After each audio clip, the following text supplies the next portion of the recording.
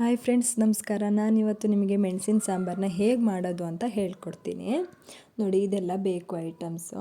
ನಾನು 1 ಇಂಚು ಶುಂಠಿ ತೊಗೊಂಡಿದ್ದೀನಿ, 7ರಿಂದ 8 ಎಸ್ಲು ಬೆಳ್ಳುಳ್ಳಿ ತೊಗೊಂಡಿದ್ದೀನಿ, 3 ಮೆಣಸಿನ್ಕಾಯಿ ತೊಗೊಂಡಿದ್ದೀನಿ, ಸ್ವಲ್ಪ ಕೊತ್ತಂಬರಿ ಸೊಪ್ಪು ತೊಗೊಂಡಿದ್ದೀನಿ, ಮತ್ತು 2ರಿಂದ 3 ಪೀಸು ಕಾಯಿ ತೊಗೊಂಡಿದ್ದೀನಿ. ಸ್ವಲ್ಪನೇ ಕಾಯಿ ಸಾಕು, ತುಂಬ ಕಾಯಿ ಹಾಕಬಾರ್ದು. ಮತ್ತು ಅರ್ಧ ಸ್ಪೂನು ಅರಿಶಿನ ಪುಡಿ ಹಾಕ್ತಾಯಿದ್ದೀನಿ, ಹಾಕಿದ್ದೀನಿ. ಮತ್ತು ಇನ್ನು ಅರ್ಧ ಸ್ಪೂನು ಜೀರಿಗೆ ಪುಡಿ ಹಾಕ್ತೀನಿ. ಜೀರಿಗೆ ಪುಡಿ ಹಾಕಿದ್ದೀನಿ. ಮತ್ತು 1 ಸ್ಪೂನು ಖಾರದ ಪುಡಿ ನಿಮಗೆ ಜಾಸ್ತಿ ಖಾರ ಬೇಕು ಅಂದರೆ ಜಾಸ್ತಿ ಖಾರದ ಪುಡಿ ಹಾಕೋಬೋದು. ನಾನು 1 ಸ್ಪೂನ್ ಹಾಕಿದ್ದೀನಿ. 7ರಿಂದ 8 ಮೆಣಸಿನಕಾಳು ಹಾಕಿದ್ದೀನಿ, ತುಂಬ ಒಳ್ಳೆಯದು ಅಂತ ಮೆಣಸಿನಕಾಳು ಹಾಕ್ಕೊಂಡಿದ್ದೀನಿ.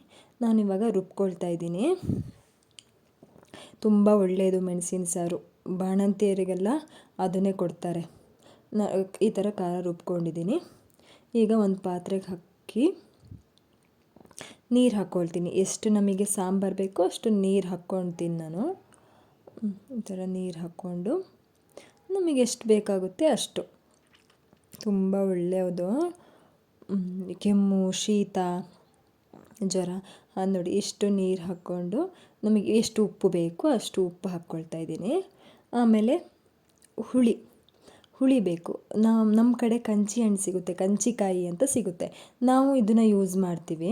ನಿಮ್ಮ ಕಡೆ ಯಾವ ಹುಳಿ ಬೇಕಾದರೂ ಯೂಸ್ ಮಾಡ್ಕೋಬೋದು. ನಿಮ್ಮ ಕಡೆ ಈ ಹುಳಿ ಇಲ್ಲಾಂದರೆ ಬೇರೆ ಹುಳಿ ಯೂಸ್ ಮಾಡ್ಕೋಬೋದು.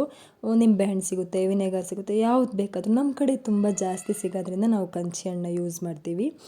ಈ ಥರ ಹಿಂಡ್ಕೊಂಡು ಇದಕ್ಕೆ ಹಾಕ್ಕೊಳ್ತೀವಿ. ಬೀಜ ಎಲ್ಲ ತೆಗೆದು ಹಾಕ್ಕೊಂಡು ತಿರುಗಿಸ್ತೀನಿ.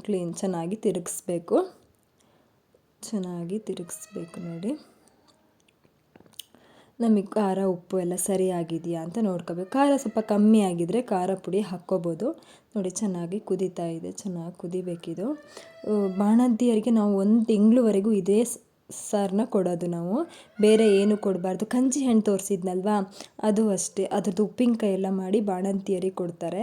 ಮತ್ತು ಶೀತ, ಕೆಮ್ಮು, ಜ್ವರಕ್ಕೆಲ್ಲ ತುಂಬ ಒಳ್ಳೆಯದು ಈ ಸಾರು. ಮಕ್ಕಳಿಗೂ ಸಹ ಕೊಡ್ತೀವಿ.